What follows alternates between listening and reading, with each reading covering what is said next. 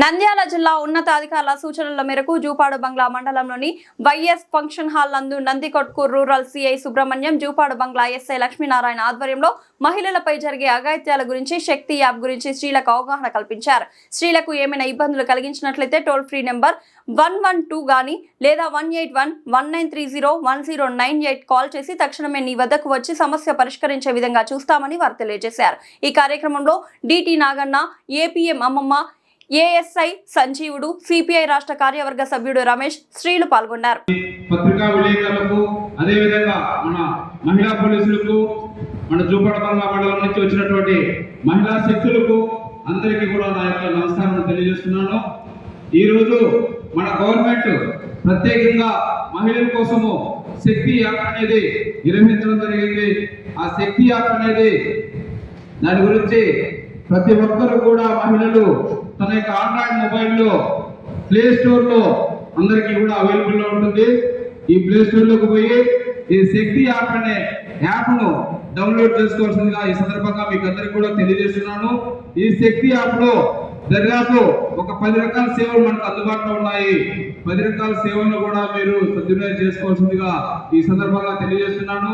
First మనకు dial 100-112 dial 100-112 చూడండి ఒకసారి మొబైల్లో శక్తి యాప్ డౌన్లోడ్ చేస్తున్న మొబైల్లో డైల్ 100-112 చాలా మంది చదువుకున్న వాళ్ళకు డైల్ 100-100-112 అనేది చదువుకున్న వాళ్ళకి తెలుస్తుంది. చదువుకున్న వాళ్ళు తెలియదు వాళ్ళకు.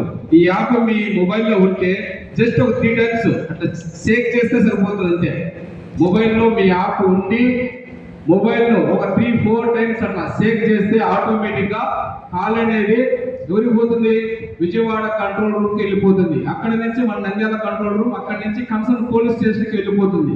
అంటే మీరు ఏదైనా సరే ఒక ఆపదలో ఉన్నప్పుడు, ఏ ఆపదలో ఉన్నప్పుడు భర్త కొట్టడం కావచ్చు, బయట నైట్ పూట పోయేటప్పుడు ఎవడన్నా ఆకతాలు మీ మీదకి వచ్చినప్పుడు కావచ్చు, రోడ్ యాక్సిడెంట్ జరిగినప్పుడు కావచ్చు, ఏ సందర్భంలో అయినా సరే మీరు ఆపదలో ఉన్నప్పుడు వెంటనే ఈ యాప్ అనేది మీ మొబైల్లో ఉంటే మీకు చదువుకున్న వాళ్ళైతే 100 కానీ 112 కానీ ఫోన్ చేసి తెలియజేయచ్చు. ఒకవేళ చదువుకున్న వాళ్ళైతే మొబైల్లో 3-4 టైమ్స్ అట్లా షేక్ చేస్తే ఆటోమేటిక్గా కాల్ వెళ్ళిపోతుంది.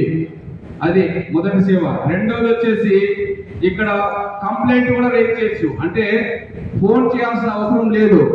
టెక్స్ట్ మెసేజ్ కూడా మీ ఇంట్లోనే కూర్చొని టెక్స్ట్ మెసేజ్ కూడా కంప్లైంట్ రూపంలో పంపించవచ్చు. ఇది డైరెక్ట్ కూడా ఎక్కడికి పోతుంది? విజయవాడకు వెళ్ళిపోతుంది. ఇందులో కంప్లైంట్ ఏమున్నాయి? డిస్ట్రిక్ట్ సబ్జెక్ట్ అంటే మీకు ఏదైతే సమస్య ఉందో ఆ సమస్య గురించి మీరు తెలియజేయాలి. ఇన్స్టెంట్ లొకేషన్ అంటే మీ ఏదైతే లొకేషన్ ఉందో, ఏ విలేజ్ అయితే ఆ విలేజ్, లేకపోతే ఎక్కడైతే యాక్సిడెంట్ జరుగుతుందో ఆ యొక్క లొకేషన్, ఇవన్నీ కూడా తెలియజేయాలి. మీరు రావాల్సిన అవసరం లేదు, పోలీస్ స్టేషన్కి రావాల్సిన అవసరం లేదు. మీ ఇంట్లో కూర్చొనే సరే మీ సమస్యను టెక్స్ట్ రూపంలో కంప్లైంట్ను రైజ్ చేసే అవకాశము గవర్నమెంట్ కల్పించింది. ఇది రెండోది. మూడోది వచ్చేసి ఇంకొకడు ఆ పని చేయనప్పుడు ఏమవుతుంది? నిరోధం అవుతుంది. ఏమవుతుంది? న్యాయ నిరోధం అవుతుంది. నిరోధం కారణం ఏమి? ఫిర్యాదులే కాదు. చాలా మంది మా పాప జీవితం సార్, ఆడపిల్ల జీవితం సార్, రేపు మళ్ళీ పెళ్లి కావాలి సార్. నిజమే కదా మన విషయము? అదే పత్రికల్లో వచ్చి మా ఫిర్యాదు చేయమని చెప్పినా కానీ మా ఫ్యామిలీ మా ఇష్టం, నీకు అవసరమా అనే పడుతుంది. అవునా కదా? కాబట్టి ఫిర్యాదు వచ్చినట్లయితే అది ఖచ్చితంగా గట్టి చర్య ఉన్నప్పుడు సమాజంలో ప్రభావం ఉంటుంది. కానీ ఫిర్యాదు రావాలంటే ఏం చేయాలా? మీకు అర్థం కావాలా? ఫిర్యాదు ఎట్లా చేయాలి? అనొచ్చు. ఫిర్యాదు రావడం బాగానే ఉంది కదా, ఫిర్యాదు మిగులుతారు మాకు. ఆయన మేము పేదోళ్ళం సార్, దుర్పలేదు సార్, మాకేమి ఫైనాన్స్ బలం లేదు, మాకు సమాజం అందుకునే విధానం ఏమన్నా పోలీసులు ఫిర్యాదు చేసినా అయ్యో మేము ఫిర్యాదు చేసి వెతుకుతారేమో, మేము ఏమి అనుకో మేము చెప్తే అంటారేమో. ఆల్రెడీ మేము గుడ్డిగా పేలిపోయి ఉన్నాము, మళ్ళీ ఆడపోయి వాళ్ళు అనుకున్నామో అంటే మేము వెళ్దామన్నా మళ్ళీ ఆడపోయి పాత్రకోకుండా మళ్ళీ అదొక పాత్ర మాకు అని కొంతమంది మాకు కెపాసిటీ లేదు, ఆడేమన్నా ఈ కెపాసిటీ పెడతారేమో, డబ్బులు కెపాసిటీ అనుకుంటున్నారు మంది, అడగరు మంది. నిజమా కదమ్మా? అబలమా? కొంతమంది మా పదం లేదు, మాకు కొంతమంది లేదు, నాకు దిక్కు లేకపోతే బలం లేకపోతే ఉద్యోగం రాదు. ఈ విధంగా రాని కారణంగా జరుగుతున్న సమాజంలో అర్థం చేసుకోండి.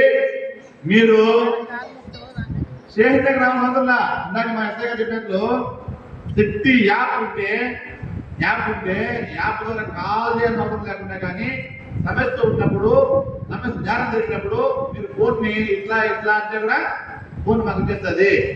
అట్లా మీకు మాట్లాడేటప్పుడు లేకుండా సార్ మాట్లాడ కీప్యాడ్ ఫోన్ చిన్న ఫోన్ ఉన్నాయి, మేము పల్లెటూరు మేము ఫ్లైట్ ఫోన్ ఈ ఫోన్ అయితే బాగా గట్టిగా ఆండ్రాయిడ్ ఫోన్ బాగుంది, అట్లా ఫోన్ మాకు ఉండద్దా ఉన్నా కన్నా అది మా మూడు దగ్గర ఉంటుంది. ఆయన ఏమన్నా పనిలో ఉంటాడు, మేము ఏడుకున్నా ఫోన్లో అనుకోవచ్చు మీరు. దానికేం చేయాలా? అట్లా శక్తి యాప్ లేని పక్షంలో ఏం చేయాలా? మీకు ఉన్న ఫోన్ నుంచి 112 ఎంత నెంబర్ చెప్పండి ఉందమ్మా? 1 అంటే ఫిర్యాదు చేయడానికి మీకు మార్గం చెప్తున్నా. ఫిర్యాదు చేయడానికి ఇప్పుడు తగిన మార్గాలు ఆ ప్రకారం రాలేకపోవచ్చు. అంటే మేము పట్టించుకోరో పిలుచుకోరో అనే ఫీలింగ్ మీకు ఉంటే మీరు రావాలని మాత్రం స్టేషన్ దాకా సమస్య జరిగితే బాధ కలిగితే స్టేషన్ దగ్గర రావాల్సిన మీ ఇంటికాడ నుంచే 112 ఈ నెంబర్కి మీరు కాల్ చేయొచ్చు. కాల్ చేసి బ్యాలెన్సే పెడతారు మా మూడు ఎన్నిసార్లు చెప్పినా వేస్తా ఏదేదిగా దాన్ని ఎప్పుడు చూసినా బ్యాలెన్స్ ఉండాలి నా ఫోన్ అన్నది మీరు. నిజమే కదమ్మా? మా మొగుడు వేయడు, మా కొడుకు వేయడు, మా మనోడు అసలు వేయడు. మనోడు ఏమంటే ఆడ అతను చేతులు చేస్తాడు, ఏమి దేవుడిని తగ్గినట్టు చేస్తాడు, కానీ అది చెప్పే వేయడులే అనుకోవచ్చు మీరు. దీనికి డబ్బులు అవసరం లేదమ్మా, ఆండ్రాయిడ్ ఫోన్ అవసరం లే, డబ్బులు అవసరం లేదు, రీఛార్జ్ అవసరం లే. 112కి కొడితే ఆటోమేటిక్ వచ్చేస్తుంది నెంబర్. నెంబర్ దానికి రీఛార్జ్ అవసరం లే. కాబట్టి డబ్బులు లేదు కదా, బ్యాలెన్స్ పోతారు, అది ఫ్రీ నెంబర్ అది. కాబట్టి ఆ నెంబర్ ఏం చేయాలా? మీరు మీ అడ్రస్ చెప్తూ మీరు మన విషయం ఫిర్యాదు చెప్తే మీరు బస్సు ఎక్కి ఆటో ఎక్కి 20 కిలోమీటర్ల మండలానికి రావాల్సిన అవసరం లేదమ్మా. మీ ఇంటికాడికి నేర స్థలానికి మీరు ఫోన్ చేసిన తర్వాత ఇంత సమయంలో రాగలుగుతాము మేము అక్కడికి. 5 నిమిషాలనా 10 నిమిషాలనా 15 నిమిషాలనా ఎంత ప్రయాణ సమయం పడుతుందో అంతలో మేము వచ్చేస్తాం ఆడికి. మేము వచ్చేస్తే ఆడికి నేరస్థలం జరుగుతుంది, రెండోది మనం క్యాచ్ చేస్తాం. కాబట్టి మీరు అర్థం చేసుకోవాల్సిన విషయం ఏమి, మీకు సమస్య ఉన్నప్పుడు ఎప్పుడు ఇప్పుడు అర్ధరాత్రి అయింది, బస్సులు గంటలు ఫోన్కి కాడికి అనుకోవాల్సిన అవసరం లే. అర్థమైందమ్మా? ఇప్పుడు అర్ధరాత్రి 10 గంటల టైం అయింది, 10:30 అయింది, మీ ఊరికి బస్సు లాస్ట్ మంత్ అయిపోయింది, మరి ఎటు పోవాల్సింది అనే వాళ్ళకి ఏం మార్గం ఉంది?